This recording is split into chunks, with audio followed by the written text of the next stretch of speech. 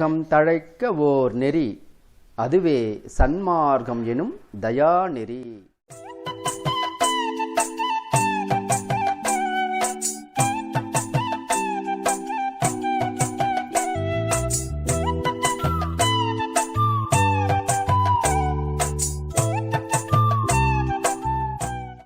அருட்பெரும் ஜோதி அருட்பெரும் ஜோதி தனிப்பெரும் கருணை அருட்பெரும் ஜோதி. என்னானை அம்பலத்தே எல்லாம் வல்லான் தனையே ஏத்து, எல்லாம் செயல் கூடும் அருட்பெரும் ஜோதி அருட்பெரும் ஜோதி தனிப்பெரும் கருணை அருட்பெரும் ஜோதி. அன்பார்ந்த சன்மார்க்க பெரியோர்களே, தாய்மார்களே, இந்த சத்விசார கூட்டத்தில் கலந்து கொண்டு சுத்த சன்மார்க்க கருத்துக்களை கேட்டு இன்புறுவதற்கு அமர்ந்திருக்கின்ற அருளாளர் கூட்டங்களே, அனைவருக்கும் முதற்கண் வணக்கத்தை தெரிவித்துக் கொள்கின்றோம். இன்று நாம் காண இருக்கின்ற ஞானசரி என்ற தலைப்பில் நாம் காண இருக்கின்ற பாடலுக்குரிய எண் 22 மற்றும் 23. சென்ற முறை நாம் 21 மற்றும் 22ஆம் பாடலுக்கு விளக்கம் காண நினைத்தோம். ஆனால் திருவருள் 21ஆம் பாடலுக்கு மட்டுமே விளக்கம் நம்மளுக்கு கிடைக்கப்பெற்றது. இன்று அதேபோல் 2 பாடல்களுக்கு 22 மற்றும் 23ஆம் பாடலுக்கு விளக்கம் கூற நினைக்கின்றோம். திருவருள் எப்படி காரியப்படுது என்று தெரியாது. இருப்பினும் முதல் பாடல் 22.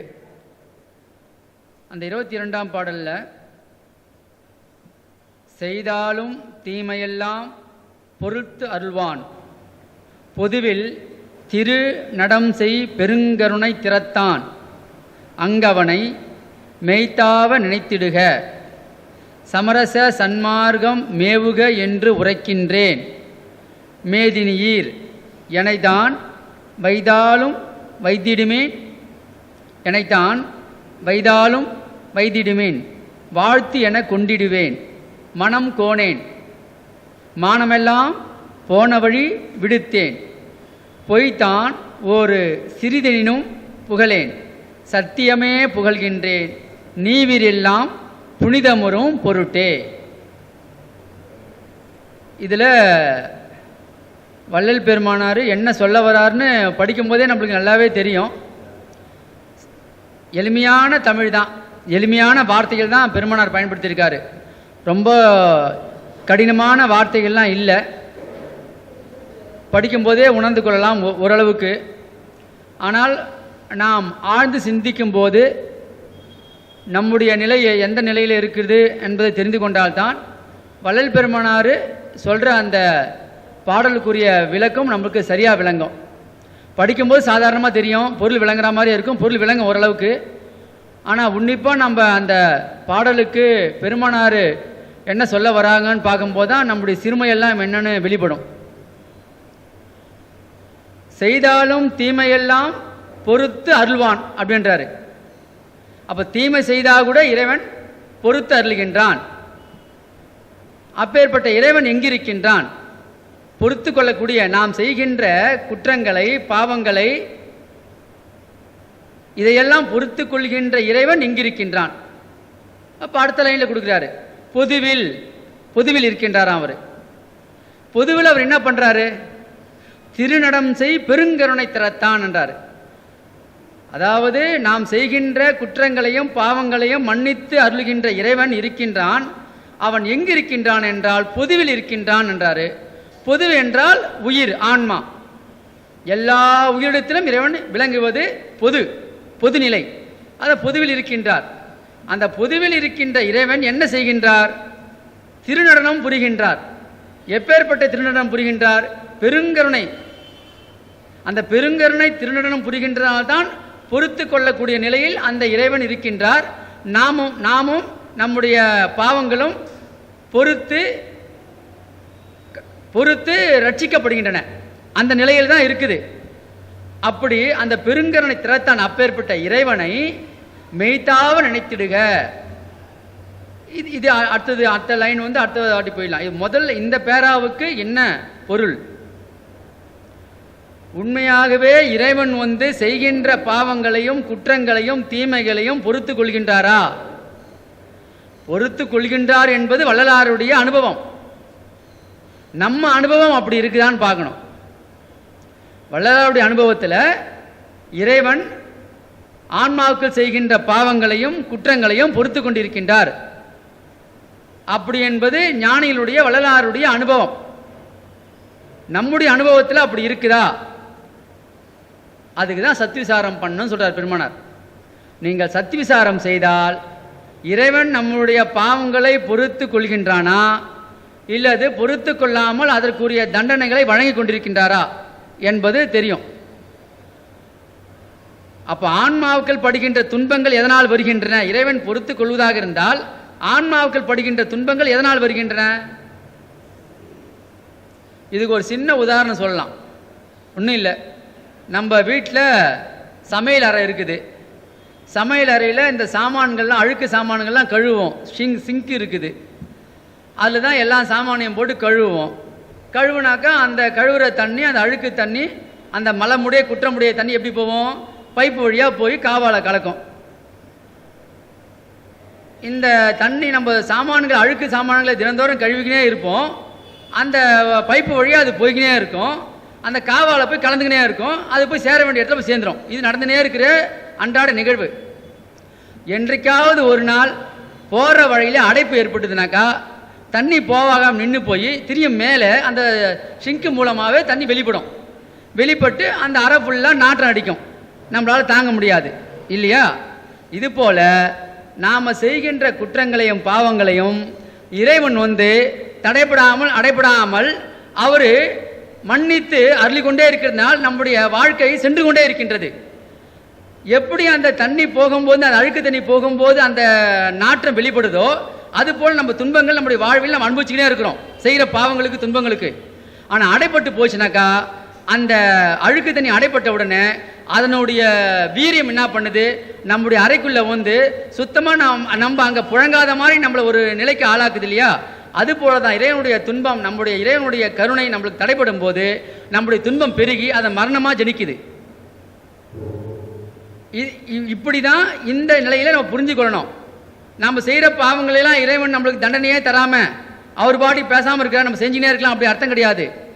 பாவங்களையும் குற்றங்களையும் மன்னித்து அருள்வதனால் நம்ம வாழ்ந்து கொண்டிருக்கின்றோம். இந்த சேக்காடை போகிற தண்ணி மாதிரி வச்சுக்கோங்க ஒரு உதாரணத்துக்கு. அப்படி பண்ணால் தான் அதுக்கு ஓரளவுக்கு அது விளங்கும். குற்றம் புரிதல் எனக்கு இயல்பே, குணமாய் கொள்ளல் உனக்கு இயல்பே. அப்போ இதில் என்ன தெரியுது? கிளியராக சொல்கிறாரு, குற்றம் புரிதல் எனக்கு இயல்பே. ஆன்மாக்களுடைய குணம் என்னென்ன தெரியுமா? குற்றம் செய்து கொண்டே இருப்பது ஆன்மாக்களுடைய நிலை. ஏன்னாக்கா நம்மளுடைய பிறப்பு வந்து மாயா பிறப்பு. தேகம் மாயா தேகம், மனம் மாயா சம்பந்தத்துடையது. நம்முடைய வாழ்க்கையும் மன சம்பந்தத்தோடு தான் போகுது. எல்லாமே மாயனுடைய கலப்பு இருக்கிறதுனால குற்றம் நடந்து கொண்டே தான் இருக்கணும். இது ஆன்மாக்களுடைய தரம். இதுதான் ஆன்மாக்களுடைய சிறுமையும் ஆண்டருடைய தரத்தையும் ஊன்றி நோக்கணும்ன்றார் வள்ளல் பெருமானார். எதுக்கென்றால் நாம் எந்த நிலையில் இருக்கோம் என்பதை இந்த நம்முடைய வாழ்க்கை முறையே நம்மளுக்கு எடுத்து காட்டும். அப்போ சிந்திக்கும் போது நம்முடைய குற்றங்கள் குறைகள் தீமைகள்லாம் சரியாக விளங்கும். அப்பேற்பட்ட குற்றங்களையும் குறைகளையும் இறைவன் எப்படி பொறுத்து கொண்டு நமக்கு நன்மை செய்கிறார் என்பது விளங்கும். குற்றம் புரிதல் எனக்கு இயல்பே, குணமாய் கொள்ளல் உனக்கு இயல்பே. சிற்றம்பளவா இனி சிறியேன், செப்பும் முகமும் யாதுள்ளது. தெற்றன் அடியேன் சிந்தனைதனை தெளிவித்து அச்சம் துயர் தீட்டே இற்றைய பொழுதே அருட்ஜோதி ஈகத்தருணம் இதுவாமே. அப்போ இந்த பாடல் என்ன சொல்றாரு? குற்றம் புரிதல் எனக்கு இயல்பே, குணமாக கொள்ளல் உனக்கு இயல்பே. சிற்றம்பளவா இனி சிறியேன், செப்பும் முகமும் யாதுள்ளது. தெற்றன் அடியேன் சிந்தனைதனை தெளிவித்து. அப்போ என்னுடைய சிந்தனை தெளிவு இல்லை, தெளிவு இல்லாதனால்தான் நான் குற்றம் செய்கிறேன் அப்படின்னு வள்ளல் பெருமானார் ஆன்மாக்களுடைய நிலையிலிருந்து பாடுறாரு. நம்முடைய அறிவில தெளிவிருந்தால் குற்றம் செய்ய மாட்டோம். நம்முடைய அறிவில தெளிவில்லாதனால குற்றம் செய்து கொண்டிருக்கின்றோம். அப்பேற்பட்ட தெளிவில்லாத குணத்தை உடைய என்னுடைய குணங்களை நீ சரி செய்ய வேண்டும், சரி செய்து அருட்ஜோதி தர வேண்டும் அப்படின்னு விண்ணப்பிக்கிறார். இப்படி இந்த ஒரு உண்மையில தான் வள்ளல் பெருமானார் தீமை செய்தாலும் தீமையெல்லாம் பொறுத்தருள்வான். அப்பேற்பட்ட கடவுள் நம்ம செய்கிற குற்றம் வெளியில் இருக்கிற கடவுளுக்கு எப்படி தெரியும்? நாம் வாழறோம், இந்த உடம்புல நாம் ஆன்மாவாளாகி நாம் வாழ்ந்து கொண்டிருக்கின்றோம். நாம் செய்கின்ற பாவங்களை, குற்றங்களை, தீமைகளை வெளியில் இருக்கிற கடவுள் எப்படி உணர்ந்து கொள்ள முடியும்? கோடான கோடி ஆன்மாக்கள் இருக்குதுங்க இந்த உலகத்தில். ஐந்தறிவு ஜீவராசியில் விட்டுருங்க, மனிதர்கள் தான் இப்போ கணக்கு. மற்ற ஜீவராசியில் நம்ம பாவம் செய்யக்கூடாது, அவ்வளோதான், மனிதன் உள்பட. ஆனால் சிந்தனைன்னு வரும்போது, கடவுள் நிலையில் வரும்போது இந்த மனித ஆன்மாக்கள் மட்டும்தான். கோடான கோடி மனித ஆன்மாக்கள் இருக்குது. இந்த கோடான கோடி மனித ஆன்மாக்கள் குற்றங்கள் செய்து கொண்டே தான் இருக்குது, பாவம் செய்து கொண்டே தான் இருக்குது. இந்த கோடான கோடி ஆன்மாக்களுடைய பாவங்களையும் குற்றங்களையும் வெளியில் இருக்கிற ஏதோ ஒரு கடவுள், அவங்கவுங்க கும்பிட்ற கடவுள் தான் நம்ம நினச்சிக்கிற கடவுள், அவர் தான் பார்க்குறாரு, அவர் தான் தண்டனை கொடுக்குறாருனாக்கா அது ஆகாது. அது ஆகிற கிடையாது. அவங்களால உணர்ந்து கொள்ளவும் முடியாது. குற்றங்களை, பாவங்களை சீர்தூக்கி நிலைநிறுத்தி அருள் நியதிப்படி தண்டனைக்கு உட்படுத்தப்படுகின்றது ஆன்மாவுக்கள். அப்போ அந்த சீர்தூக்கி பார்க்குற அந்த கடவுள் எங்கே இருப்பார்னாக்கா நம்ம உயிருக்குள்ள நாமாவே நமக்குள்ள இருக்கிறாரு. அப்படி இருந்தால் தான் இது சாத்தியமே காண்டி, அப்படி இல்லாமல் வெளியில் இருக்கிற கடவுள் தான் தண்டனை கொடுப்பாருனாக்கா அது சாத்தியமே கிடையாது. அது போல ஒரு நிலையம் கிடையாது. இப்போ சாதாரணமாக வெளிப்படையாக செய்கிற பாவங்களுக்கு, குற்றங்களுக்கு எல்லாருக்குமே தெரியும், பா இவர் பயங்கரமான ஆளுப்பா, பயங்கரமான மனுஷன்பா, அப்படிலாம் ஓரளவுக்கு வெளியில் இருக்கிற ஆளுங்க கிரகிக்க முடியும். ஆனால் ஒரு ஆன்மாவனுடைய ஒட்டுமொத்த குணநலங்களை சீர்தூக்கி பார்க்குற சக்தி நம்முள்ள இருக்கின்ற இறைவனுக்கு மட்டும்தான் உண்டு. அவர் மட்டும்தான் எல்லாத்தையும் கரெக்டாக கணிப்பார். அந்த அருள் எய்திப்படி அந்த ஆன்மாவுகளுக்கு அந்த துன்பங்களும் வினைப்பயன்களும் ஊட்டப்படுகின்றன. ஆனால் தான் செய்தாலும் தீமை எல்லாம் பொறுத்தல்வான். அந்த கடவுள் பொதுவில் பொதுவாகிய உங்கள், பொதுவென்றால் நாம தான், நாமாகிய ஆன்மாவாகிய பொதுவில் திரு நடம் செய் பெருங்கருணை திருநடனம் செய்து கொண்டிருக்கின்றார் அப்படின்றாரு.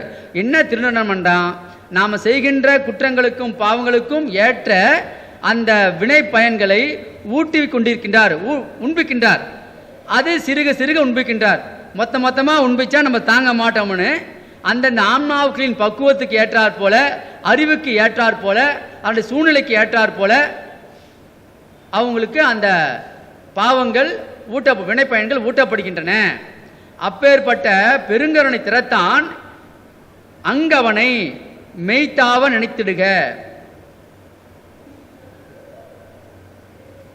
இப்போ ஒரு பாடல்ல சொல்லுவார் பெருமானாரு, அடாத காரியங்கள் செய்தனன் எனினும் அப்ப நீ என்னை விடாதவாறே அறிந்து கழித்திருக்கின்றேன் அப்படின்றார். அடாத காரியங்கள் செய்தனன் எனினும், நான் செய்யாத காரியமே கிடையாது, அடாத காரியம் செஞ்சிருக்கிறேன். அப்பேற்பட்ட பொல்லாத காரியங்களை, தீமைகளை நான் செய்திருந்தாலும், அடாத காரியங்கள் செய்தனன் எனினும் அப்ப நீ என்னை விடாதவாறு அறிந்தே கழித்திருக்கின்றேன். விடுதியோ விட்டிடுவாயேன், உடாத வெற்று அறை நேர்ந்து உயங்குவேன். இப்போ வெற்று அறைனாக்கா, இப்போ ஒரு சபை இருக்குது, இந்த சபையில் ஒரு விழா நடக்குது, அந்த சபையில் ஒரு முக்கியமான ஆள் பாடல் பாடுறாரோ உரையாற்றாரோ என்ன பண்ணுறாரோ, அவர் கட்டியிருக்கிற வேட்டி டக்குன்னு அவுந்து போச்சுன்னு வச்சுங்க, அந்த கூட்டத்தில் அவருக்கு எப்படி இருக்கும்? கூனி குறிங்கிடுவார்ல, வெக்கத்தால் தலை குனிஞ்சிடுவார்ல. அப்பேற்பட்ட நிலையை விட மோசமான நிலையில் நீ என்னை கைவிட்டா நான் கூனி குறியிடுவேன். அடாத காரியங்கள் செய்தன எனினும் அப்ப நீ என்னை விடாதவாறு அறிந்தே கழித்திருக்கின்றேன். விடுதியோ விட்டிடுவாயேல், உடாத வெற்று அறை நேர்ந்து உயங்குவேன். அப்படி நான் துயரப்படுவேன். ஐயோ நின் அருள் அடைய நான் படாத பாடெல்லாம் பட்டனன், அந்த பாடெல்லாம் நீ அறியாயோ. உன்னுடைய அருளை அடைவதற்கு நான் பட்ட பாடெல்லாம் உனக்கு தெரியாதா? அதனால என்னுடைய பாவங்களையெல்லாம், நான் செய்த அடாத காரியங்கள்லாம் நீ மன்னித்து அருளுகின்றாய் என்ற நம்பிக்கையில் நான் வாழ்ந்துட்டு இருக்கிறேன். நீ என்னை கைவிட்டுறாத, நீ விட்டேனா நான் ரொம்ப மோச நிலைக்கு போயிடுவேன் அப்படின்னு அங்கே ஒரு பாடலில் பதிவு பண்ணுறாரு. இதெல்லாம் ஏன்னாக்கா உண்மையாகவே இறைவன் நம்முடைய குற்றங்களை எல்லாம் மன்னித்து அருளுகின்றார் என்பது உண்மையிலும் உண்மை. அப்படி நம்முடைய பாவங்களை மன்னித்து அருளுகின்ற இறைவனுக்கு நாம் நன்றி செலுத்திவிட்டு மேற்படி அந்த பாவங்களையும் குற்றங்களையும் செய்யாமல் இருப்பதற்கு தான் நமக்கு பகுத்து உணர்கின்ற அறிவு கொடுக்கப்பட்டுள்ளது. அந்த பகுத்து அறிகின்ற உணர்வால் நாம் அதை நல்லது கெட்டது என உணர்ந்து தீமைகளை எல்லாம் தவிர்த்து நன்மை ஆதிகளை மட்டுமே செய்ய வேண்டும் என்பதுதான் இங்க குறிப்பு. அப்பேற்பட்ட இறைவனை நீங்கள் போற்றி வணங்க வேண்டும். எந்த இடத்தில் போற்றி வணங்க வேண்டும்? பொதுவில் உயிரில் இருக்கின்ற இறைவனை உயிரிலையில் வைத்து போற்றி வணங்க வேண்டும். எப்படி நாம் உயிரிலையில் வைத்து போற்றி வணங்க முடியும்? மெய்த்தாவ நினைத்திடுக. மெய் என்றால் இந்த தேகம், மெய்த்தாவ என்றால் தேக நிலையை கடந்து, தேக நிலையை கடந்து உயர்நிலையில் பொருந்திருந்து அந்த ஆண்டவரிடத்தில் நாம் விண்ணப்பம் வைக்க வேண்டும். தேக பற்றை விட்டு உயிர் நிலையில் இருந்து அந்த ஆண்டவரிடத்தில் நாம் சரணாகதி அடைய வேண்டும். மெய்த்தாவ நினைத்திடுக. சமரச சன்மார்க்க மேவுக என்று உரைக்கின்றேன். இந்த மெய்த்தாவுக போது இந்த தேகப்பற்று இல்லாத நிலைதான். தேகப்பற்றை கடந்து உயிர்நிலையில போய் அமர்ந்தால் அது சமரச சன்மார்க்கம் மேவதுக்கு சமானம். அது அடுத்த விளக்கத்தில் பார்ப்போம். இப்போ மெய்த்தாவை நினைத்திருக்க போது இறைவனை பொதுவில் வைத்து வணங்குகின்ற அந்த வழிபாட்டு முறைதான் உண்மையான முறை. அந்த முறையில்தான் நாம் அருளை பெற்றுக்கொள்ள முடியும். அந்த நிலையில்தான் உண்மையான ஆண்டவர் நமக்கு அருள் பாலிப்பார். தேகநிலை கடக்காமல், தேகநிலை கடந்து உயிர்நிலையில் அமர்ந்து நாம் வழிபாடு செய்யாமல் இறை அருளை பெறவே முடியாது. இறை அருள் என்பது ஆன்மாவாகிய அகநிலையில் அதாவது நிறைந்திருக்கின்றது. அதுக்கு பேர் அருள் அமுதன் பேரு. இறைவனுடைய பெருங்கருணை திறமாகிய அருள் உயிர்நிலையில் நிறைந்திருக்கின்றது. நாம் பெற வேண்டிய அந்த நிலை, அந்த அருள் நிலை அந்த உயிர்நிலையில் தான் வெளிப்பட வேண்டும். ஆகவே நாம் அந்த உயிர்நிலையில் இருந்துதான் அந்த இறைவனை வழிபட வேண்டும். அருட்பெரும் தனி ஜோதி அம்பலத்திலே நடிக்கும் தெருட்பெரும் திருநடம் அதுவே போற்றுவீர் புவியீர். மருட்பெரும் பகை நீக்கி மெய் வாழ்வு பெற்றிடலாம். தெருட்பெரும் பதத்தானை ஈது அறிமினோ தெளிந்து அப்படின்றார். அம்பலத்தே நடிக்கின்ற இறைவனை, அம்பலம்னாக்கா ஆன்மா. அம்பலம் என்பது வெளியில காட்டுவாங்க. புறத்தில் இருக்கிற அம்பலத்துக்கு பேர் ஆகாயம், அகத்தில் இருக்கிற அம்பலத்துக்கு பேர் ஆன்ம ஆகாசம். ஆகவே நம்ம புறத்தில் இருக்கிற ஆகாயத்தை பார்த்து கும்பிட்டு நம்ம எந்த ஒரு இதுவும் இல்லை, சூரியனை தான் பார்க்க வேண்டியது தான். இல்லை மிஞ்சி போன நட்சத்திரத்தை பார்க்கலாம், நிலாவை பார்க்கலாம். அக அம்பலமாகிய ஆன்ம பிரகாசத்தில் போய் நாம் அமரணும். ஆன்ம ஆகாசத்தில் இருந்து நம்ம இறைவனை வழிபடணும். அப்படி இந்த பாடலில் சொல்லப்படுது. ஆதியும் அந்தமும் இல்லதோர் அம்பலத்தாடும் ஜோதி தன்னையே நினைமீன்கள் சுகம் பெற விளைவீர். நீதி கொண்டு உரைத்தேன் இது நீவீர் மேலேறும் வீதி, மற்றைய வீதிகள் எல்லாம் கீழ் செல்லும் வீதி. கிளியரா சொல்றாங்களா அந்த பாடல்ல? இந்த ஒண்ணுதான் சன்மார்க்கத்தில், சுத்த சன்மார்க்கத்தில் கடவுள் வழிபாடு. இந்த கடவுள் வழிபாடு ஜீவகாரியம் கடவுள் வழிபாடு தான். அந்த நிலையில முற்று பெற்றவங்களுக்கு கிடைக்கக்கூடிய ஒரு பாக்கியம் இந்த அகநிலையில பொருந்தி கடவுள் வழிபாடு செய்யறது. ஆதியும் அந்தமும் இல்லதோர் அம்பலத்தாடும் ஜோதி தன்னையே நினைமெங்கில். அம்பலம் என்றால் ஆன்மா. ஆன்மாவாகி ஆகாசத்தில் இறைவன் ஜோதி சுரூபமாக விளங்கி கொண்டிருக்கின்றார். அவரை நீங்கள் வழிபடுங்கள். அவருக்கு ஆதியும் இல்லை அந்தமும் இல்லை.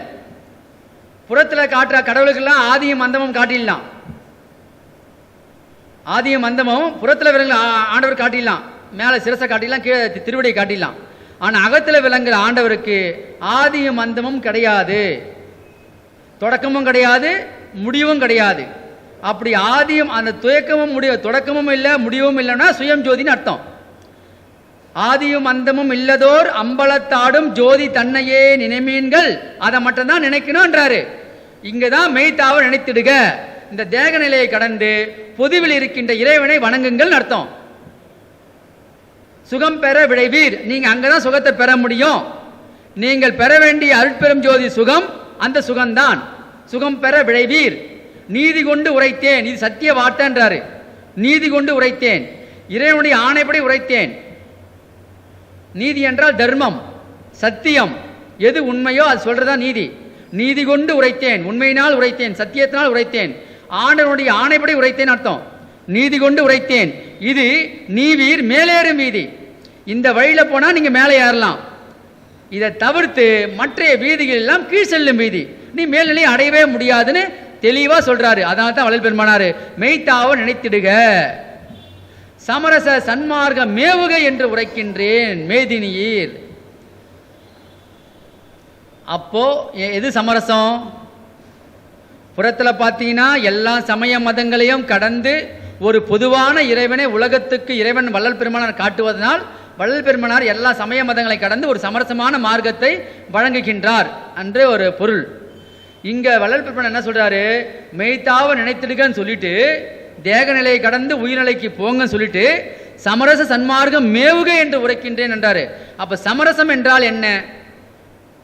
நமக்கும் கடவுளுக்கும் என்னைக்கு சமரசம் வருதோ அந்த சமரசம். நாம் யாரெல்லாம் இறைவனை அகநிலையில் வைத்து பூஜிக்கின்றார்களோ அவர்களெல்லாம் சமரச நிலையை அடைந்தவர்கள். ஒரு வீட்டில் குடும்பம் நடத்துகிறோம், புருஷன் கொண்டாட்டி இருக்கிறாங்க. புருஷனுக்கு மனைவி கட்டுப்பட்டு, மனைவியுடைய அன்புக்கு கணவன் கட்டுப்பட்டு ஒரு வீட்டில் கொடுத்தன ஒன்றா பண்ணாக்கா சுகமாக வாழலாம். அந்த வீட்டில் உடம்பு தான் வாழுது, உயிர் ரெண்டும் ஒரு ஒரு தினசில் இருக்குது, அவங்கவுங்க போக்குக்கு அவங்க போகிறாங்கனாக்கா சமரசமாக இருக்குமா அந்த குடும்பம்? சமரசத்துக்கு அங்கே வழி இல்லை. அதுபோல் கடவுள் என்பவரை தேடி வெளியிலே அலைந்தோமானால் கடவுளுக்கு நம்மளுக்கு சமரசமே கிடையாது. அந்த உண்மையான கடவுள் நம்முடைய உயிரில் நாம் கூட இருக்கிறதுனால நம்ம ஏற்கனவே சொல்லியிருக்கிறோம், நாம இல்லை, ஆன்மீகத்தில் பெரிய அருளாளர்கள் ஞானிகள் சொன்ன ஒரு விஷயந்தான். அதை தான் நம்ம சொல்ல போகிறோம். வேறு நம்ம தனியாக சொல்கிறதுக்கு நம்மளுக்கு ஒன்றும் கிடையாது.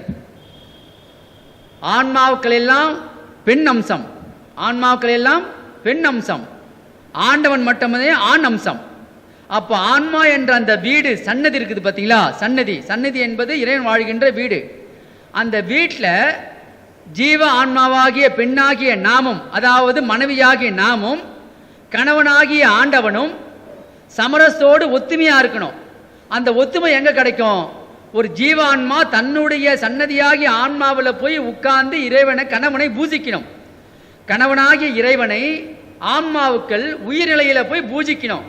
அப்படி பூஜிக்கும் போதுதான் கணவன் மனைவியுடைய இணக்கம் ஏற்படும். இதை தான் வள்ளல் பெருமான் 6ஆம் திருமுறையில் அடிச்சுக்கிறாரு, எல்லாம் பாடல்லையும் அனுபவமாக சொல்றாரு. ஆனால் நாம் என்ன பண்றோம்? புறத்தில் இருக்கிற எல்லா கோயில் குளங்களிலும் ராமேஸ்வரத்தில் ஆரம்பித்து கன்னியாகுமரி வரையும் ஒரு கோயிலை விடுறதில்லை. கடவுளுங்க இங்கே தான் இருக்கிறாங்க. ஆனால் போகிறது தப்பு இல்லை, நல்லா புரிஞ்சுக்கணும். திவ்ய தேசங்களில் சஞ்சரித்தல், மகான்கள் இருக்கின்ற இடங்களில் பாத யாத்திரை செய்தல், இதெல்லாம் முக்கியம். ஏன்னா வைப்ரேஷன் அதிகமாக இருக்கும். ஞானிகளோட திருவடிப்பட்ட இடம்லாம் வைப்ரேஷன் அதிகமாக இருக்கும். அங்கே போகலாம், வரலாம், ஞானிகளுடைய ஸ்தலங்களை தரிசிக்கலாம், சித்தர்கள் முத்தி அடைஞ்ச இடங்களை தரிசிக்கலாம், தப்பு இல்லை. ஆனால் எதுக்கு போகிறோம்னாக்கா 2 விஷயத்தை ஞாபகம் வச்சுக்கணும். ஒன்று, நம்மளுக்கு அந்த அருள் ஆற்றல், அவங்களுடைய அருள் ஆற்றல் ஏகதேசம் நம்மளுக்கு கொஞ்சம் பரவணும், அப்படி ஒரு எண்ணத்துக்கு போகலாம். இன்னொன்று, அங்கே இருக்கிற அந்த ஜீவ ஆத்மாவுக்கு நம்மளால் முடிஞ்ச சேவையை செய்யணுன்ற நோக்கத்துக்கு போகலாம். முழுசாக கடவுளுடைய அருளை பெற்றுக்கொள்வதற்குன்னு போகிறதுக்கு வாய்ப்பு இல்லை. அப்படி புறத்தில் இருக்கிற ஞான சித்தனுடைய பீடங்களுக்கெல்லாம் சென்று பூரண அருளை பெற்றுக்கொள்வதாக இருந்தால், இன்று இந்த உலகத்தில் எத்தனையோ பேர் எத்தனையோ சித்தர் பீடங்களுக்கெல்லாம் போயிட்டு வராங்க. பூரண அருளை பெற்றுக்கணுமே, ஏன் பெறல? பூரண அருள் என்பது நம்முடைய உயிரிலிருந்து வெளிப்படுகின்ற விஷயம். நம்முடைய உயிரிலிருந்து நம்ம பெற வேண்டிய ஒரு அருள் அமுதம், ஒரு நிலை. அதை நம்ம அகநிலையில் போய் தான் பெற்றுக்கொள்ள வேண்டும். அதற்கு நீங்கள் வெளியில் எங்கே போய் உட்கார்ந்தாலும் பிரயோஜனம் இல்லை. நீங்கள் வெளியில் போய் காடு மேட்டில் உட்கார்ந்தா கூட நீங்கள் அகநிலையில் போய் உட்காரும் போது உங்களுக்கு அந்த அருள் சித்திக்குமே காண்டி உங்கள் மனம் புறத்தில் போனால் வீணாக போயிடும். ஆகவே சமரசம் என்பது நாம் ஜீவ ஆத்மாவாகிய நாம் பரமாத்மா என்று சொல்லக்கூடிய ஆண்டவனோடு ஐக்கியப்படுகின்ற அந்த நிலைதான் சமரசம். சன்மார்க்கம் மேவுக. இப்படி இந்த சமரச நிலைக்கு நாம் வந்துவிட்டால் நம் அகநிலையில் பொருந்தி நாம் தெய்வ வழிபாடு செய்கின்ற அந்த நிலைக்கு வந்துவிட்டால் நம்முடைய வழி எப்படி வழி தெரியுமா? சத்திய பரம்பொருளாகிய சத்தியம் என்று சொல்லக்கூடிய அந்த பரம்பொருளை அடையக்கூடிய வழி மார்க்கம் இதுதான். சமரச சன்மார்க்கம் மேவுக என்று உரைக்கின்றேன் மேதினியீர். இப்படிலாம் சொல்றதுனால என்ன வைதாலும் வைதிடுமேன். ஐயா, என்ன இவர் இந்த ராமலிங்க அடிகளார் வந்தார், 1823 மருதூரில் அவதரித்தாராம். அப்புறம் சென்னையில் வாழ்ந்தாங்களாம், திருவொற்றியூர் ஸ்தலங்களை தரிசித்தாராம். அதுக்கப்புறம் சிதம்பரம் போனாங்களாம், கருங்குழியில் உறைந்தார்களாம், தர்மசாலை நிறுவினார்களாம், சுத்த சன்மார்க்க சங்கத்தை தோற்றுவித்தார்கள், சத்திய ஞான சபையை ஏற்படுத்தினார்கள், சித்தி வளாகத்தில் சித்தி நிலையை அடைந்தார்கள். இவர் என்ன இப்போ வந்துட்டு நீங்கள் வழிபடுற முறை சரியில்லை, நீங்கள் போகிற போக்கு சரியில்லை, இப்படியெல்லாம் சொல்கிறாரு. இவர் என்ன இவர் அப்படி என்று நீங்கள் என்னை வைதாலும் வைதிடுமேன், வாழ்த்து என கொண்டிடுவேன். ஐயா, நீங்கள் என்னை திட்டினாலும் என் மேலே குற்றம் குறை சொன்னாலும் நான் கவலைப்பட போறதில்லை. ஏனென்றால் நான் மானமெல்லாம் விடுத்தேன், மனம் கோனேன். நீங்கள் என்னை திட்டத்தினாலேயோ வயிறுனாலேயோ இந்த ராமலிங்க அடிகளுக்கு மனம் கோணாது. ஏனென்றால் நான் மானமெல்லாம் போன வழி விடுத்தேன் என்றாரு. ஒரு வீட்டில் தாய் தந்தை இருக்கிறாங்க, பிள்ளையை வளர்க்குறாங்க. பிள்ளை சரியான முறையில் இருந்தால் சந்தோஷமாக வாழ்க்கை ஓடும். ஏதோ பிள்ளை சரியில்லைன்னும் போது பெற்றோர்கள் சொல்லி திருத்துவாங்க. திருத்தும் போது அந்த பிள்ளை என்ன பண்ணுறது, எதிர்த்து பேசுது. தாய் தந்தையரை எதிர்த்து பேசும்போது தந்தை தாய் என்ன பண்ணுறாங்க, பிள்ளைக்கு உண்மை தெரியல, அதனால் இருந்தாலும் அதை மன்னிச்சுக்கிட்டு மேற்கொண்டு அவனை நல்வழிப்படுத்த தான் முயற்சி பண்ணுறாங்க. பிள்ளை நம்மளை இப்படி திட்டானே, அவனை இனிமேட்டு எப்போ கெட்டு போட்டோம், அது கடைசி ஃபைனலு, அப்படி போகிற முடிவெல்லாம் இருக்குது. ஆரம்பத்தில் என்ன பண்ணுறாங்க, விட்டு கொடுக்குறாங்க. ஏன் விட்டு கொடுக்குறாங்க, தன் பிள்ளை ஆயிற்றே. அப்படி அந்த நிலையில் வள்ளல் பெருமானார் ஆன்மாவுக்கள் படுகின்ற துன்பங்கள், கஷ்டங்கள், துயரங்கள் எல்லாமே உண்மை அறிந்து கொள்ளாதனால் அவர்கள் துன்பப்படுகின்றார்கள் என்பதை அறிந்து கொண்டு அந்த உண்மை அறிந்துவிட்டால் அவர்கள் துன்பப்பட மாட்டார்கள் என்பதற்காக வள்ளல் பெருமானார் ஒரு ஆன்ம நிலையிலிருந்து, ஆன்ம நேய ஒருமைப்பாட்டு உரிமையிலிருந்து தன்னுடைய சகோதரர்கள், ஆன்மாவுக்கள் தன்னுடைய உடன் பிறந்த சகோதரர்கள், அருட்பெரும் ஜோதி ஆண்டவர் என்கின்ற அந்த ஒரு தாய் வயிற்று பிள்ளைகளாகிய நம்முடைய ஆன்ம கூட்டங்களுக்கு நம்முடைய சகோதரர்கள் என்ற ஒரே காரணத்தினால மானத்தை எல்லாம் அவர் பற்றி கவலைப்படலை. இவங்களுடைய ஆன்மாக்குடைய உயிரே போன பிறகு மானம் அங்கே மானத்துக்கு வேலையே இல்லையே. உயிர் இருக்கிற வேலையும் தான் மானத்துக்கு வேலை, உயிரே போன பிறகு மானத்துக்கு அங்கே வேலை கிடையாது. ஆகவே அவர் மானத்தை பற்றி கவலைப்படவில்லை. என்னுடைய எண்ணம் எல்லாம் ஆன்மாவுக்கள் மேல்நிலையை அடைய வேண்டும், அதுதான் என்னுடைய எண்ணம். எனக்கு அந்த ஒரு இலக்கு தான். அதனால நீங்க திட்டுங்க, வையுங்க, எதுனா பண்ணுங்க, குற்றம் குறை சொல்லுங்க, நான் கவலைப்பட மாட்டேன், எனக்கு அது தேவையில்லை அப்படின்னு சொல்றாரு. ஏன் வள்ளல் பெருமானார் அந்த வார்த்தையை சொல்றாருனாக்கா, இந்த ஒரு பாடல்ல இந்த விஷயத்தை குறிப்பிட நினைக்காதீங்க. பல பாடல்ல அவர் பல விஷயங்களை சொல்லியிருக்காரு. அதையெல்லாம் படித்தவங்க அந்த காலத்தில் வள்ளல் பெருமானாருடைய அந்த உபதேசங்களை கேட்டு ஏன் இவர் இப்படியெல்லாம் பண்றாருன்னு சொல்லிட்டு அவர் மேலே கடிந்து கொண்டவர்கள்லாம் உண்டு அந்த காலத்தில். அதனால் வைதவர்கள்லாம் உண்டு. அதை வச்சு தான் இந்த பாடலை எழுதுறாரு. வருங்காலத்திலையும் சரி இது போல நம்மளை வைவார்கள், நம்ம மீது குற்றம் சுமத்துவார்கள், நல்லா தெரியும் பெருமானாருக்கு. அப்படி வருங்காலத்தில் நீங்கள் என்ன குற்றம் சொன்னாலும் என் மீது குறை கண்டாலும் கவலை கிடையாது. நான் சொல்ல வேண்டிய கருத்து சுத்த சன்மார்க்க கருத்து சொல்லி ஆகணும், மக்களை மேல்நிலைப்படுத்தணும், அதற்கு இதை விட்ட வேற வழி கிடையாது. ஆனால் என் உண்மையை தெரிந்து கொண்ட பிறகு நீங்கள் என்னை போற்றுவீர்கள். அப்படி ஒரு பாடலில் வருது. அந்த பாடல் மறந்துட்டேன். இப்போ பாருங்க, ஒரு பாடலில் சொல்றாரு, பன்னெறி சமயங்கள் மதங்கள் என்று இயம்பிடும், பன்னெறி சமயங்கள் மதங்கள் என்றிடும் பவநெறி இதுவரை பரவியது, அதனால் செந்நெறி அறிந்திலர் செறியில் அடைந்தனர், ஆதலினால் நீ புன்னெறி தவிர்த்து பொது நெறி எனும் ஒரு சுத்த சன்மார்க்க தன்னெறி செலுத்துக என்று அருளிய அரசே அப்படின்னு வள்ளல் பெருமாள் பாடல் குறிப்பிட்டாரு. பன்னெறி சமயங்கள் மதங்கள் என்று இயம்பிடும் பவநெறி இதுவரை பரவியது என்றார். இதனால் செந்நெறி அறிந்திலர், உலகோர் இறந்து வீண் போயினர். செந்நெறி அறிந்திலர் ஆதலினால் நீ புன்னெறி தவிர்த்து, இது மாதிரி பாவப்பட்ட நெறியெல்லாம் தவிர்த்து பொது நெறி எனும் சுத்த சன்மார்க்க தன்னெறி செலுத்துக என்ற என் அரசே. இறைவன் அவர்கிட்ட ஆணை தாங்க, வள்ளல் பெருமானாருக்கு இறைவனிட்ட ஆணை இந்த ஆணை தான். என்ன சொல்றாரு? அப்பா, இந்த உலகத்துல பல வகைப்பட்ட சமயங்களும் மதங்களும் மார்க்கங்களும் வந்து மக்களை ஒரு சரியான ஒரு நிலைக்கு, சுத்த சன்மார்க்க நிலைக்கு, உண்மை கடவுள் எது, அந்த கடவுளை அடையக்கூடிய வழி எது, நெறி எது, துறை எது, எதுவுமே தெரிவிக்காம ஒரு பொத்தாம் போக்கா கடவுள் இதுன்னு ஒரு குறியீடா வச்சு மக்களை ஒரு சரியான திசைக்கு செய்யல. அதனால எல்லாம் வீணா போயிட்டாங்க. அதனால இந்த புன்னெறினாக்கா நமக்கு இப்போ உடம்புல புண்ணுன்னு சொல்லியா, அது போல உயிருக்கு புண். உயிருக்கு விளக்கம் பெறாத நிலை, உயிர்கள் விளக்கமடையாத நிலையில் உள்ளது இந்த சமய மதங்கள், சமய மார்க்கங்கள். நமக்கு இந்த உயிருக்கு புண்ணை தான் ஏற்படுத்துது, ஒரு நல்ல ஒரு தெளிவை ஏற்படுத்தல, மயக்கத்தை ஏற்படுத்துகின்றன, இருளை அளிக்கின்றன. அதனால இந்த புன்னெறி தவிர்த்து பொது நெறி எனும் எல்லாருக்கும் பொதுவான ஒரு நெறிய சுத்த சன்மார்க்க தன்னெறி செலுத்துக என்று என் அரசே. இறைவன் அவர்கிட்ட ஆணையம். இதை தான் அவர் அந்த காலத்தை சொல்லியிருந்தாரு, இப்பயும் சொல்லிட்டு இருக்காரு. இதை கேள்வி பிற சமய மதத்தை சார்ந்த மார்க்கங்களை சார்ந்தவர்கள்லாம் வள்ளல் பெருமானாரை பிடிக்கிறது கிடையாது. இது உண்மை. ஆனால் வள்ளல் பெருமானாருடைய கருத்தை திருவுட்பாவை ஓதி அறிந்து கொண்டால் சத்தியமாக அவர் சொல்வது உண்மை தவிர வேறு ஒன்றுமில்லை என்பதை தெளிவாக தெரிஞ்சுக்கலாம். அது வெறியும் கஷ்டம்தான். வள்ளல் பெருமானார் திருவுட்பாவையும் உரைநடை பகுதியிலும் நாம் ஊன்றி நோக்கி படித்தாக்கா நமக்கு சமய மதங்களில் இருக்கிற குறைகளை நம்ம கண்டுபிடிக்கலாம், சமய நெறிகளில் இருக்கிற சில உண்மையிலும் கண்டுபிடிக்கலாம். உண்மை எந்த அளவுக்கு இருக்கு, தெளிவு எந்த அளவுக்கு இருக்கு, மயக்கம் எந்த அளவுக்கு இருக்கு, இருள் எந்த அளவுக்கு இருக்கு நம்மளால கெஸ் பண்ண முடியும். எப்போ? திருவுட்பாவை படிக்கும் போதுதான் மற்ற சமய மார்க்கங்களுடைய நிலைப்பாடு நமக்கு தெளிவாக விளங்கும். திருவுட்பாவை ஓதாமல் வள்ளலாரை தெரிந்து கொள்ளாமல் பிற சமய மார்க்கங்களுடைய உண்மை நிலை நமக்கு அறிந்து கொள்ளவே முடியாது. அந்த அறிவு நமக்கு கிடையாது.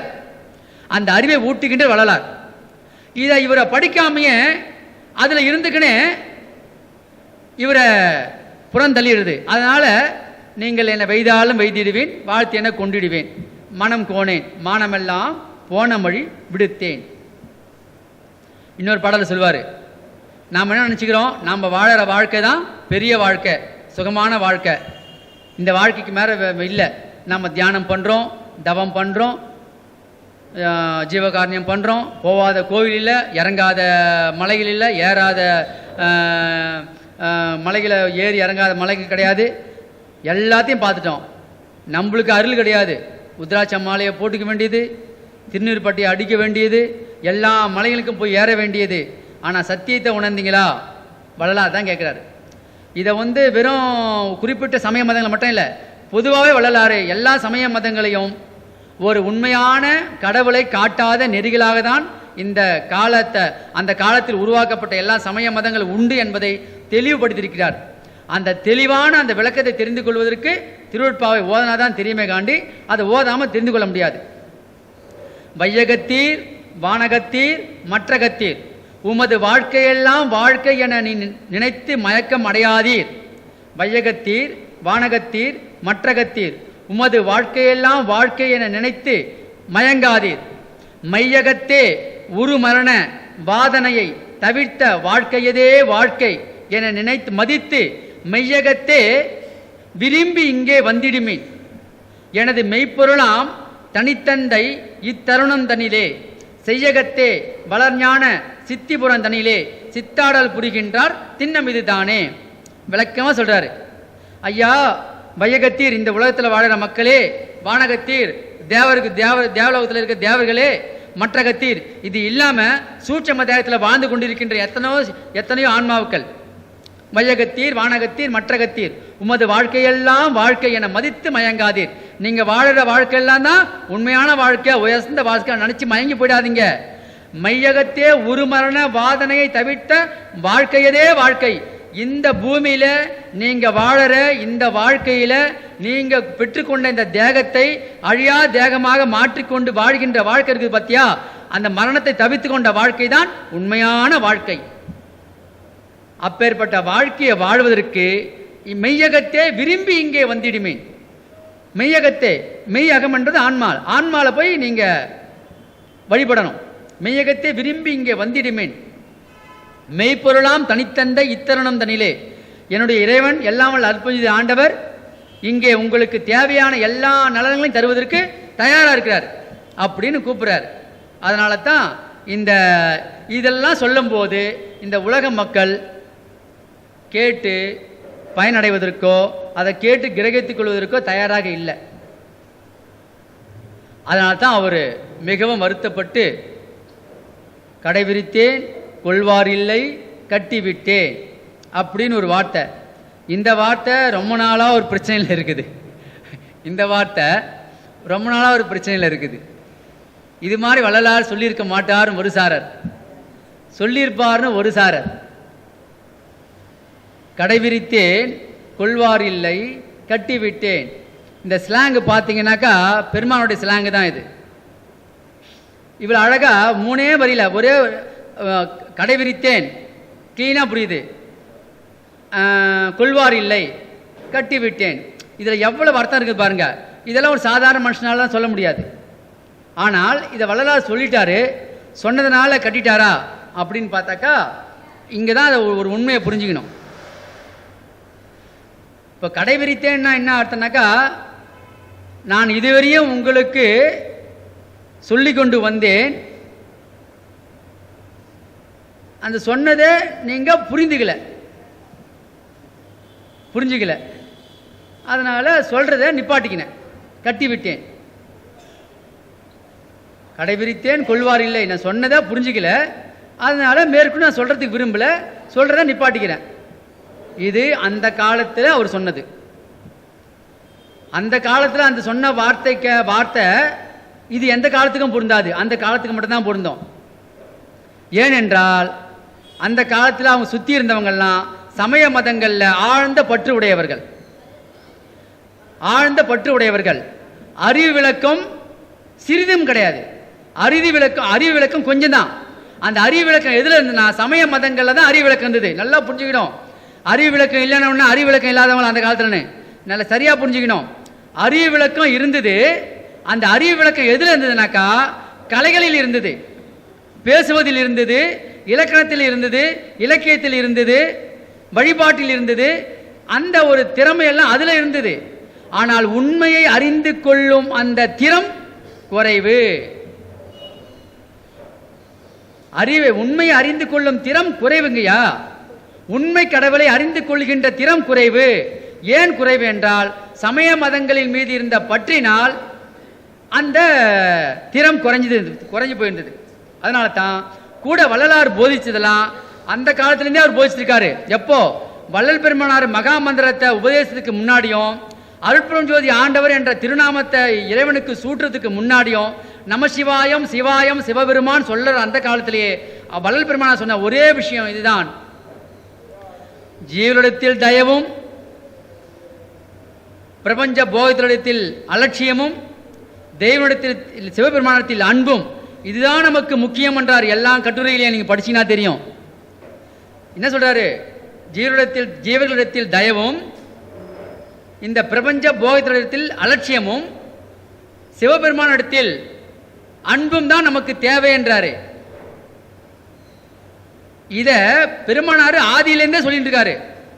இவங்கெல்லாம் என்னன்னாக்கா இன்னும் ஜீவனிடத்தில் தயவு அதை ஒத்துக்கல யாரும். எதுக்கு நான் ஜீவனிடத்தில் தயவுன்றார் இவரு? பக்தி பண்ணா போச்சு, வேள்வி பண்ணா போச்சு, பூஜை பண்ணா போச்சு, அருளை பெற்றுக்கொள்ள போறோம்.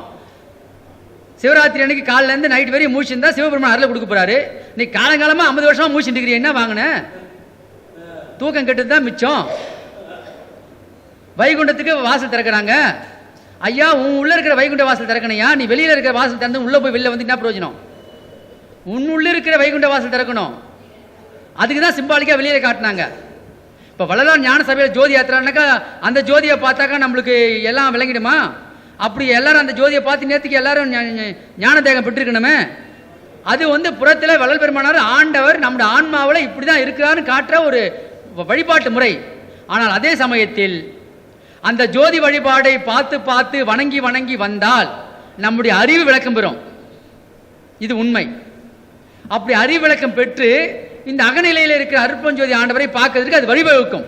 அதனால தான் புறத்தில் அந்த ஜோதி தரிசனத்தை பெருமானார் காட்டினார். அதுபோல இங்கே இது ஏன் சொல்ல வந்தோம்னாக்கா, இப்படி நாம் உண்மையான நெறியில இல்லாமல் புறநெறியில இருக்கின்றோம் என்பதுதான் வல்லபெருமானார் சுட்டி காட்டி ஜீரோடத்தில் தயவுன்னாரு.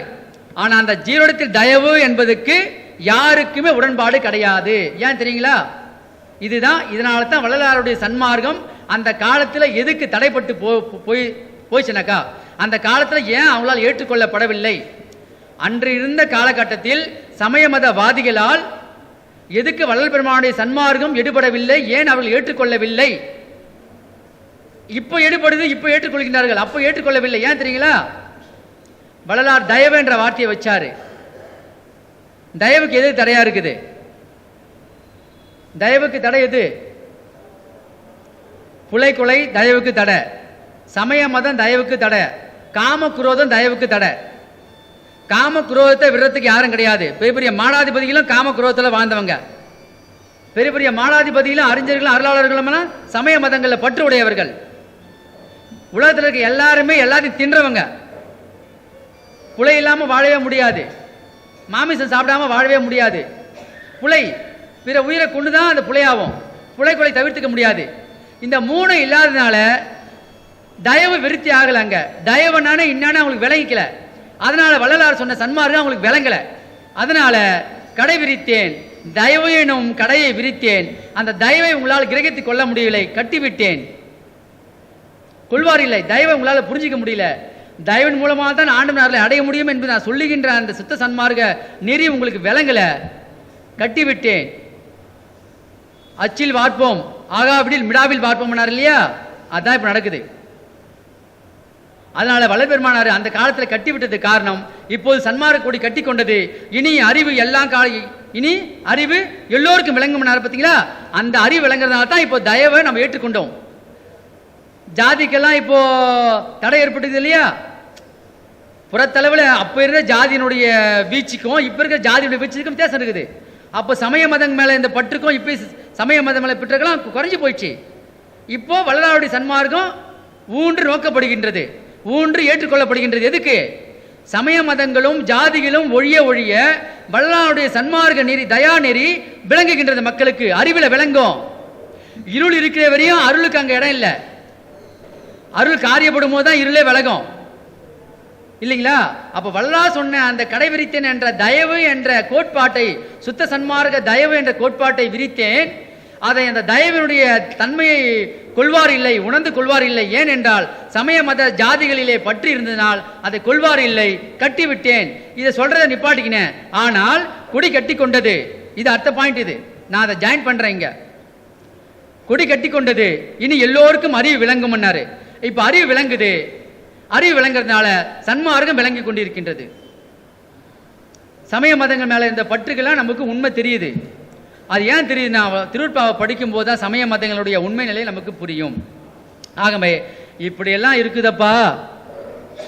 அதனால தான் நீங்க ஒரு கால் உண்மை அறியாம என்னை நீங்க வைத்தாலும் வைத்திடுவேன், வாழ்த்தி என்னை கொண்டிடுவேன், மனம் கோனேன், மானமெல்லாம் போன வழி விடுத்தேன், பொய்தான் ஓர் சிறிதெனினும் புகழேன். இவ்வளவு தூரம் சொல்றாரு. மானம் போனா கூட பரவாயில்லையா இந்த ஆளுக்கு? சொல்றது சொல்லுவாராமா இவரு? என்ன பொய் என்ன சொல்றாரு இந்த ஆள்? ஏன்னா அடுத்த பாயிண்ட் வருது இல்லை? ஏன் மானத்துக்கு மேலே ஒன்று இருக்குதா? மானத்தை விட்டுட்டா நம்ம அப்படி ஒன்றும் எல்லாத்தையும் நம்ம சொல்லிடுவோம் அப்படின்னு நம்ம நினைக்கலாம். ஈன மானமெல்லாம் இந்த உலகையில் வாழறது நம்மளுக்கு தான். ஞானிகளுக்கு ஈன மானமெல்லாம் கிடையாது. ஓப்பனாக சொன்னாக்கா சரிங்களா? அவங்களுக்கெல்லாம் இறைவனுடைய நிலை தான். ஏற்கனவே ஒரு கதை சொல்லியிருக்கிறேன். இந்த ஏகநாதர் காசியில் குளிக்க போடுவார். காசியில் குளிக்க போகிறார் இல்லையா? காசியில் கங்கையில் குளிக்க போகிறாரு. அவர் போகிற வீதியில் ஒரு அம்மா என்ன பண்ணுறாங்க, அவர் மேலே ஒவ்வொரு முறையும் போகும்போதும் கழிவு ஊற்றுறாங்க. அந்த கழிவு ஊற்றினா கூட அவர் போயிட்டு குளிக்கிறாரு. திரும்பி வராங்க, திரும்பி மேலேருந்து கழிவு ஊற்றுறாங்க, திரும்பியும் போகிறாரு, குளிக்கிறாரு, திரும்பி வராங்க, போயிட்டு வராரு, ஊற்றினே இருக்குது அந்த அம்மா. ஒரு கட்டத்தில் அந்த அம்மா கீழே இறங்கி வந்து காலில் விழுந்து மன்னிப்பு கேட்குறாங்க. அந்த அம்மா மன்னிப்பு கேட்ட உடனே, அம்மா நான் உன்னை மன்னிக்கிறதுக்கு ஒன்றும் இல்லையம்மா, உன்னுடைய கருணையினால்தான் நான் இத்தனை முறை கங்கையில் குளித்தேன். நான் ஒரு முறை தான் ஒரு நாளைக்கு குளிப்பேன். நான் ஒரு நாளைக்கு ஒரு முறை தான் கங்கையில் குளிப்பேன். நீ பண்ண அந்த வேலையினால் நான் பல முறை குளிச்சிட்டேன். அந்த புண்ணியம் உனக்கும் உண்டுமா? அப்போது இங்கே மானத்தை பற்றி நினைச்சாரா? இப்படின்னு பார்த்துட்டா பஸ்மம் ஆகிடுவாங்க அந்த ஞானி பார்த்தாக்கா. ஆனால் பார்க்கல. ஏன் சொல்லுங்கள்? அவங்களுக்கு வந்து இப்படி இம்சை பண்ணுறாங்களே, இப்படி அசிங்கப்படுத்துகிறாங்களேன்ற மானம் எல்லாம் கிடையாது. ஆகட்டும், இதுவும் திருவருள் செயல், இதுவும் திருவருள் செயல் அப்படின்னு திருவருள் செயலாக நினைக்கிறதுனால தான் அவங்க அதை பற்றி கவலைப்படலை. வள்ளல் பெருமானார் ஒரு கல்யாணத்துக்கு போகிறாரு, ஒரு பெரிய ஜமீன்தார் கல்யாணத்துக்கு போகிறாரு. அவரு வந்து சொல்கிறாரு ஐயா கிட்ட, ஐயா என்னுடைய மகன் திருமணம் வச்சுருக்கிறேன். மகனோ மகளோ தெரியல, வரலாறுல வருது. அவருடைய வீட்டு திருமணத்துக்கு அழைக்கிறாங்க. பெருமானார் போகிறாரு. பெருமானார் போகும்போது அப்போ தான் கல்யாண மண்டபமே ஆரம்பிக்குது. டைமிங் பாருங்கள், வள்ளல் பெருமானார் டைமிங் பாருங்கள். கல்யாண நேரம் சொல்லிட்டாங்க போல் ஒரு நேரம். பெருமானார் கல்யாணம் ஆரம்பிக்கும் போது இன்னும் கூட்டமே வரல, கொஞ்சமாக வந்துட்டு இருக்கிறாங்க. இவர் போகும்போது அங்கே வெளியில் இருக்கிற அந்த காவல்காரர் வள்ளல் பெருமானார் தோற்றத்தை பார்த்துட்டு ஒல்லியாக இருக்கிறாரு, முக்காடு போட்டிருக்காரு, வெள்ளை ஆடை, கையில் எதுவும் இல்லை, பார்க்கும்போதே தெரியும் பண்டாரம் பரதேசின்னு மாதிரி அவர் தோற்றம். உடனே அவர் என்ன பண்ணுறாரு, சாப்பாடு இப்போ இல்லை, சாப்பாடு அப்புறம், நீ அங்கே போய் ஓரமாக உட்கார் அப்படின்னு சொல்கிறார் வள்ளல் பெருமானார். நாம் அந்த இடத்துல இருந்தால் நம்மளுக்கு எப்படி இருக்கும்? போடா நீயும் உன் கல்யாணமோ, யாரை பார்த்தியா சொன்னே நீ அப்படின்னு கேட்க மாட்டோம். ஒரு மைலியா மான ரோஷம். பெருமாள் ஒன்றும் சொல்ல, அப்படியே ஆகட்டும் ஐயா அப்படின்னு போய் தனியாக ஒரு ஓரத்தில் உட்காந்துடுறாரு. எங்கே வெளியில் உட்காராரு, உள்ளே போய் உட்கார சொல்ல இருந்தாலே, போய் அப்படி வெளியில் உட்கார், வெளியே போய் உட்கார்றாரு. அப்புறம் ஜமீன்தார் வராரு. ஜமீன்தார் கூட இவரை பார்க்கல, உள்ளே போயிட்டு கல்யாணத்தில் அவர் மும்முரமாக இருக்கார். அப்புறம் குறிப்பிட்ட கல்யாண நேரம் நெருங்குது. ஐயோ நம்ம அடிகளாரை கூப்பிட்டோமே, இன்னும் வரல போலையே, நேராக ஓடி அந்த அடிகளார் வந்தாரான்னு கேட்குறாங்க. லாஸ்ட்டில் இவர்கிட்ட காவல்காரங்கிட்ட வந்து சித்தம்பரம் ராமலிங்க அடிகளார் வந்தாரான்னு கேட்டால், அப்படி யாரும் வரலையே, யாராவது ஒல்லியாக ஒருத்தர் வெள்ளாடை போட்டு வந்தார், ஏதோ அங்கே உட்காந்துருக்காரு பாருங்க. அடா பாய் மனுஷன், அவர் தான் ஏன் வரலாறு சொல்லிட்டு ஓடி போய் அவர்கிட்ட காலில் விழுந்து கையில் விழுந்து ஐயா என்னை மன்னிச்சிருங்கன்னு கூட்டின்னு உள்ளே போகிறார். அப்போது ஐயா சொல்கிறாரு, தவறு அவர் மேலே இல்லை, உன் மேலே தான். தவறு அவர் மேலே இல்லை, உன் மேலே தான், அதனால் நீ திருத்திக்கோ அப்படின்னு அவருக்கு உபதேசம் பண்ணுறார். நீ சரியாக இருந்தாக்கா யார் யாரை எப்படி வரவேற்கணும் அவனுக்கு தெரிஞ்சிருக்கும் இல்லையா?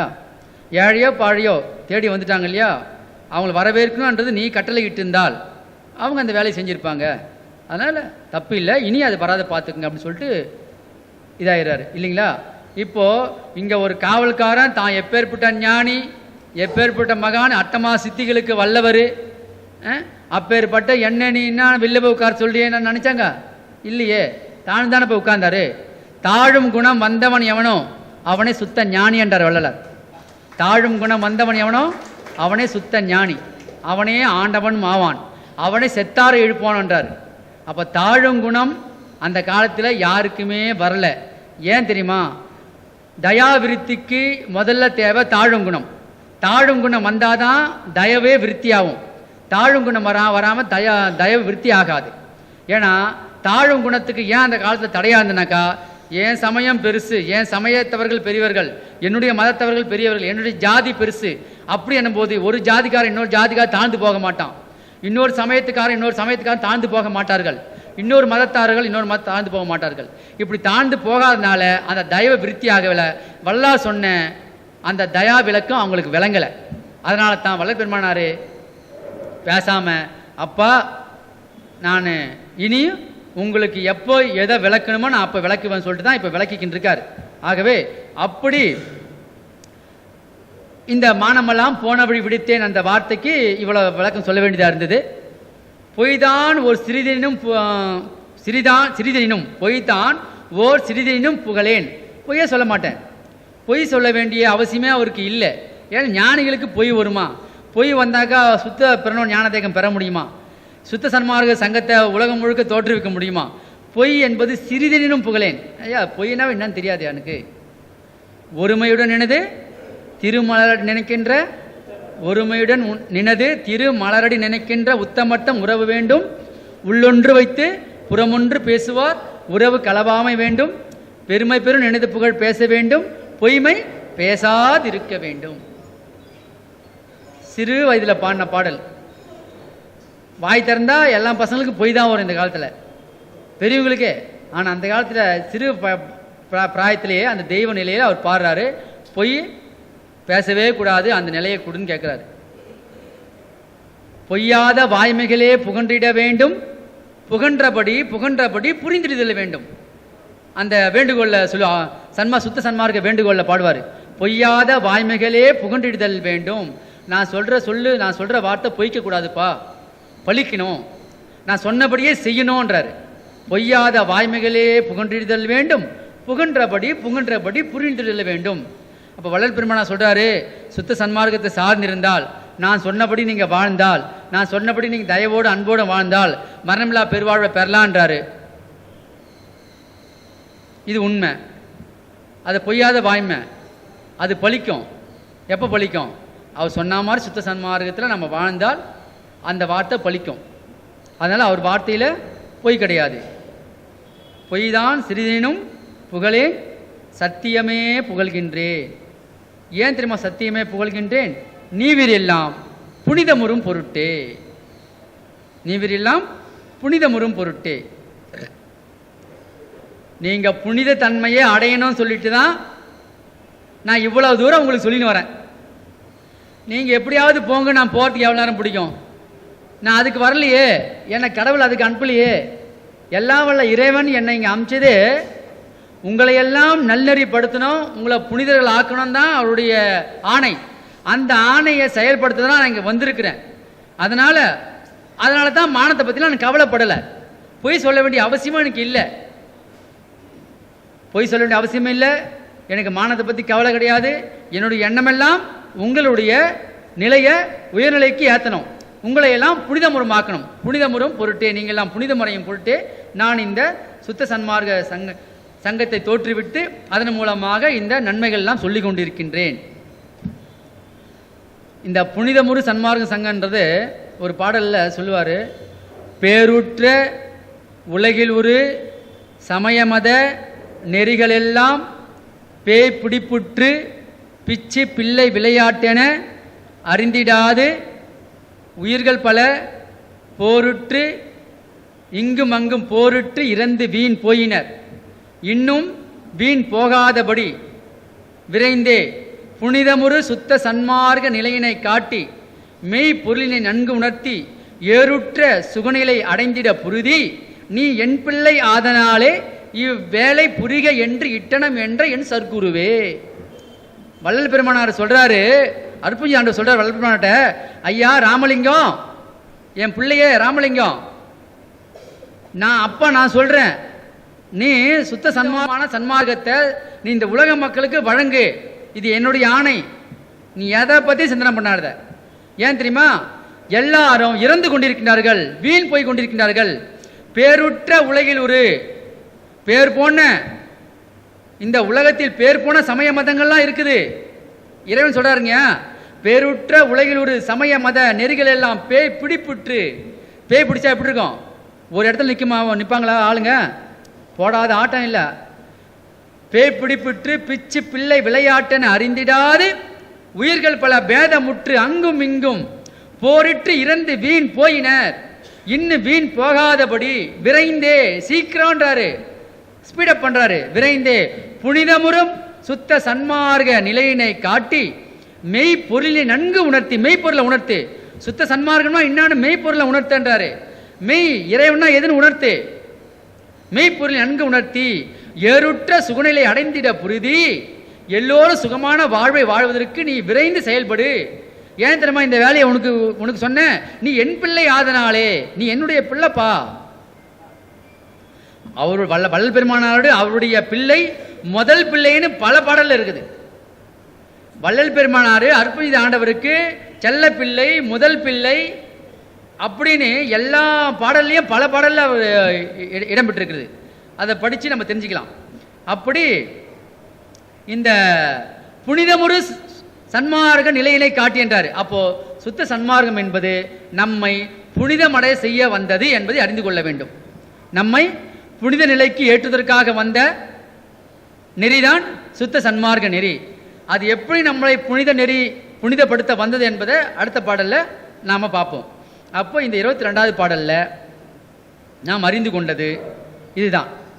செய்தாலும் தீமையெல்லாம் பொறுத்து அருள்வான், பொதுவில் திருநடம் செய் பெருங்கருணை திறத்தான். சரிங்களா? அப்போ இன்னிலிருந்து நம்முடைய வழிபாடு எப்படி இருக்கணும்?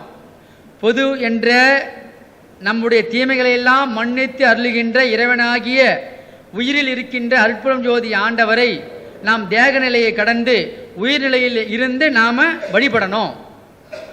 இந்த உயிர்நிலையில் இருந்து வழிபடுறது எப்படின்னு ஒரு சின்ன ஒரு குறிப்பு மட்டும் நம்ம இங்க பார்த்துடலாம். ஏன்னா அடுத்த பாடல் அது வராதுன்னு நினைக்கிறேன். பாப்பா அது ஞாபகம் உடம்பு சொல்லிடலாம். அப்புறம் திரும்பி நம்மளுக்கு அது நினைப்பு வராது. தேக நிலையை கடந்து உயிர்நிலையில போய் நம்ம இறைவனை வழிபடுறதுக்கு ஒரு அதான் சொல்றாரு பெருமனார். அப்படிதான் நீங்க வழிபடணும்ன்றாரு. அப்ப வழிபடுறது எப்படி? தேக நிலையை கடந்து உயிர்நிலைக்கு எப்படி போறது? புறத்துல ஒளியை வைக்கிறோம், வழிபடுறோம், அற்புஞ்சு ஆண்டவர்ன்றோம், மகாமந்திரம் சொல்றோம், எல்லாம் பண்றோம்.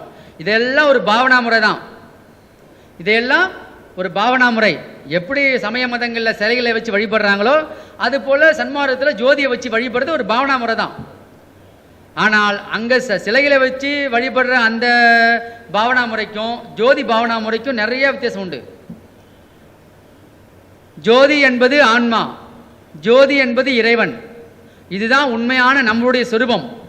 நம்முடைய சொரூபமோ ஜோதி, இறைவனுடைய சொரூபமோ ஜோதி. அந்த உண்மை ஜோதியை, அந்த உண்மை கடவுளை, அந்த நம்முடைய உண்மையை தான் வள்ளலார் ஜோதியா வெளில காட்டுறாரு. அதனால இதை மட்டும் நீங்க வணங்கினா போதும்னு சொல்லிட்டு அந்த ஜோதியை வச்சுட்டாரு. அப்படி வணங்கி வணங்கி யாரு அதுல பழக்கப்படுத்தி வராங்க. நீங்க பண்ணி பாருங்களாம். ஒரு 48 நாள் நீங்க ஜோதி முன்னாடி உட்கார்ந்து ஜோதியை வழிபட்டு பாருங்க. சத்தியமா சொல்றேன், உங்களுக்கு நீங்க தூங்கும் போது உங்களுக்கு காட்சியில ஜோதியே காட்சி வரும், வேற காட்சி வராது. ஜோதி காட்சி தான் வரும். இறைவன் ஜோதியாவே காட்சி தருவாங்க உங்களுக்கு. ஏன் தெரியுங்களா? நம்ம மனம் அதுல லயித்து போச்சு இல்லையா? மனம் எந்த வழியில போதோ அந்த வழியில் தான். மனம் எதை நோக்கி போதோ அதுவாக தான் வரும். நீங்க முருகரை சிலை வச்சு படத்தை வச்சு கும்பிட்டீங்கன்னா முருகர் தான் கனவுல வருவாரு. நீங்க சிவபெருமானை வச்சு வழிபட்டீங்கன்னா சிவபெருமான தான் கனவுல வருவாரு. நீங்க பெருமாளை அம்பாளை வச்சு வழிபட்டு அம்பாளும் பெருமாளை தான் கனவுல வருவாங்க. இது உண்மை. அம்பாளு கனவுல வராங்க, முருகரு கனவுல வராரு, நம்ம பெருமானை வராரு, இயேசு வராரு, எல்லாம் வராங்களே. இவங்கெல்லாம் கனவுல வராங்களா? அப்ப இல்லாமையா வராங்க? அப்படின்னு தானே கேள்வி வருது எல்லாருக்கும். வருவாங்க தான், ஏன் வர மாட்டாங்க? எத்தகை விழைந்தன என்மனம் இங்கனக்கு அத்தகை அருளிய அருட்பெரும் ஜோதி, எப்படி எண்ணியது எங்கருத்து இங்கனக்கு அப்படி அருளிய அருட்பெரும் ஜோதி. இந்த 2 வார்த்தை தான் நீங்கள் சன்மார்க்கத்தில் வள்ளலாருடைய அருட்பெருஞ்சோதி ஆகல பிடிக்கணும். பெருமானார் கரெக்டாக கொடுப்பாரு. எத்தகை விழைந்தன என்மனம் இங்கனக்கு அத்தகை அருளிய அருட்பெரும் ஜோதி, எப்படி எண்ணியது எங்கருத்து இங்கனக்கு அப்படி அருளிய அருட்பெரும் ஜோதி. அருணகிரிநாதருக்கு முருகப்பெருமானார் காட்சி கொடுத்துருக்காரு, இல்லைன்னு சொல்லலையே. அதே முருகப்பெருமான் நம்மளுக்கும் காட்சி கொடுத்துருக்காரு கனவுல. சிவபெருமான காட்சி கொடுத்துருக்காரு எத்தனையோ அடியார்களுக்கு. அதே சிவபெருமான் நம்மளுக்கு காட்சி கொடுத்துருக்காரு கனவுல. அம்பாள் காட்சி கொடுத்துருக்காங்க, பெருமாளை காட்சி கொடுத்துருக்காரு, எல்லாம் தான் காட்சி கொடுத்தாங்க நம்மளுக்கு, இல்லைன்னு சொல்ல வரலையே. கும்பிடுற காலத்தை காட்சி கொடுத்தாங்க. அப்போ நீங்கள் கும்பிடல, இப்போ காட்சி கொடுக்கலன்னு சொல்லுவீங்க. ஆமாம்,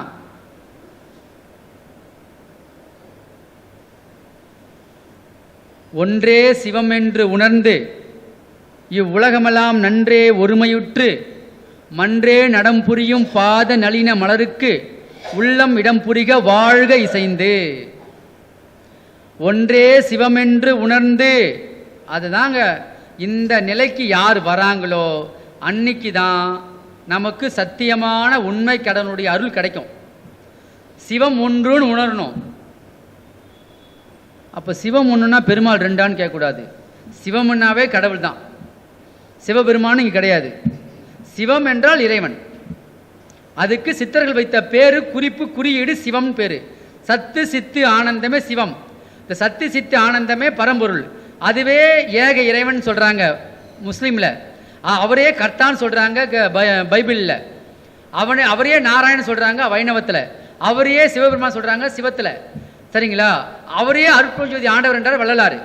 சிவம் என்பது சத்தி சித்து ஆனந்தம் ஆகிய பரம்பொருள், ஏக பரம்பொருள் ஒன்னே ஒன்று இருக்குது, நீக்கமர நிறைந்து அது விளங்கி கொண்டிருக்கின்றது.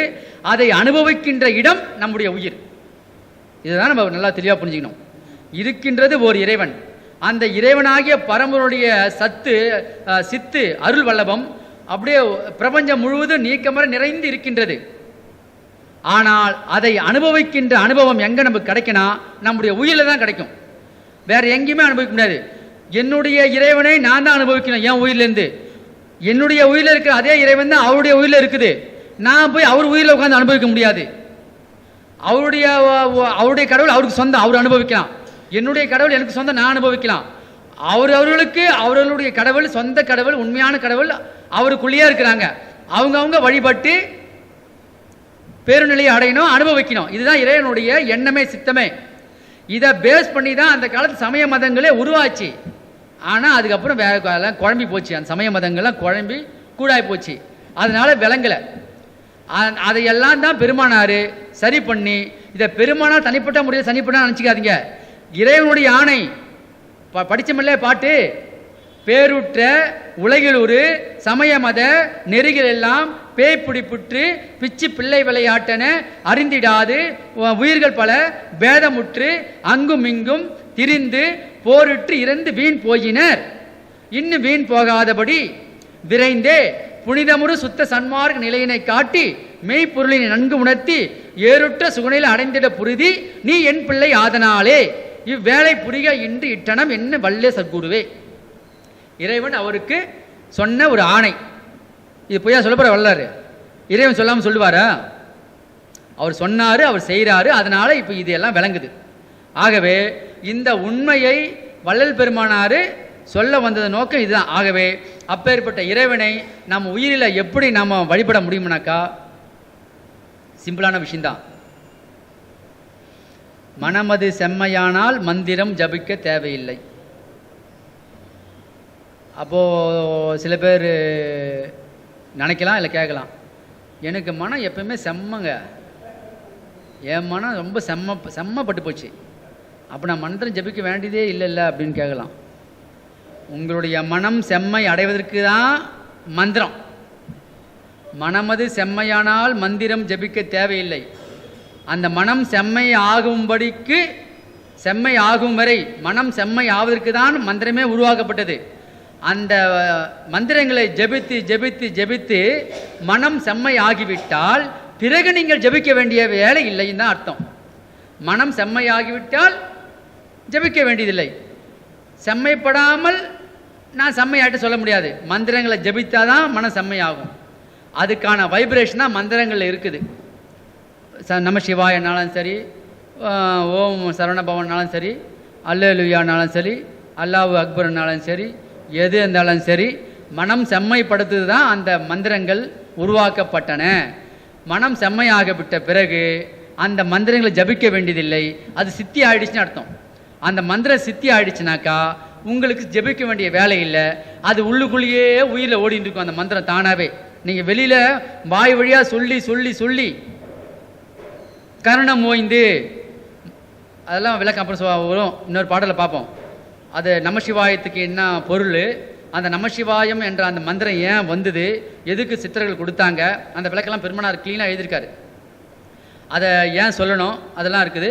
இப்படி மந்திரங்களை சொல்லி சொல்லி கருணம் ஓய்ந்தால், கருணம்னாக்கா மனம் ஓய்ந்தால் நாம் அடைய வேண்டிய நிலையை அடையலாம். இதுதான் வல்லாருடைய ஒரு நிலைப்பாடு. ஆகவே இப்படி நம்ம உயிரில் இருக்கிற ஆண்டவர்கிட்ட போய் நம்ம உட்கார்ந்து பூஜை பண்ணணும் என்ற ஒரு நிலை வேணும்னாக்கா நம்முடைய மனம் ஒருமைப்பட வேண்டும். மனத்தில் குற்றம் இருக்கக்கூடாது, குறை இருக்கக்கூடாது, எதை பற்றியும் இந்த உலகியல் சிந்தனையே இருக்கக்கூடாது. நமக்கு வேண்டியது அருள். நாம் எல்லாம் அருளை அடைய வந்தவங்க. இதை திரியும் சொல்லணும், ஞாபகப்படுத்தினே இருக்கணும் மாதம் மாதம். நாம் எல்லாம் வந்திருக்கிறதுக்கு ஒரே ஒரு வேலைக்கு தான் வந்திருக்கிறோம். இங்கே அருளை அடைய தான் நம்ம வந்திருக்கிறோம், வேறு எதுக்குமே நம்ம வரல.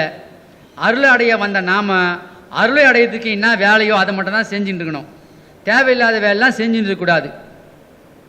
அருளை அடையிறதுக்கு என்ன வேலைன்னாக்கா ரெண்டே வேலை தான் வள்ளலார் சொல்கிறாரு.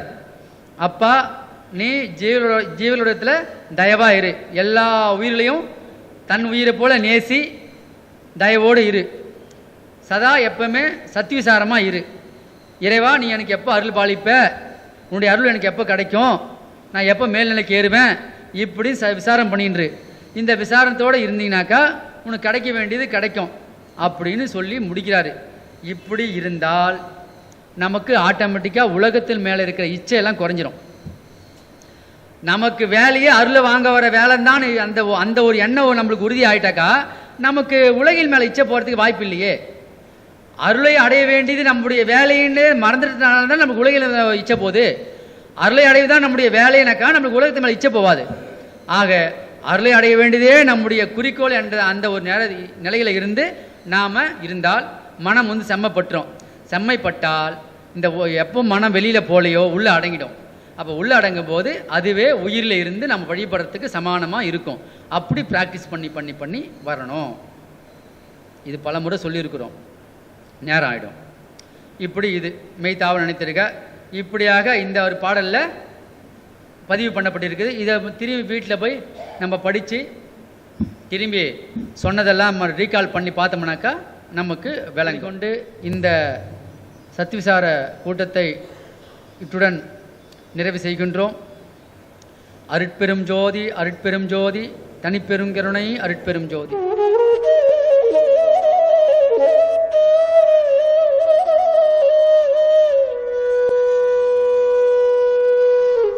உலகம் தழைக்க ஓர் நெறி, அதுவே சன்மார்க்கம் எனும் தயா நெறி.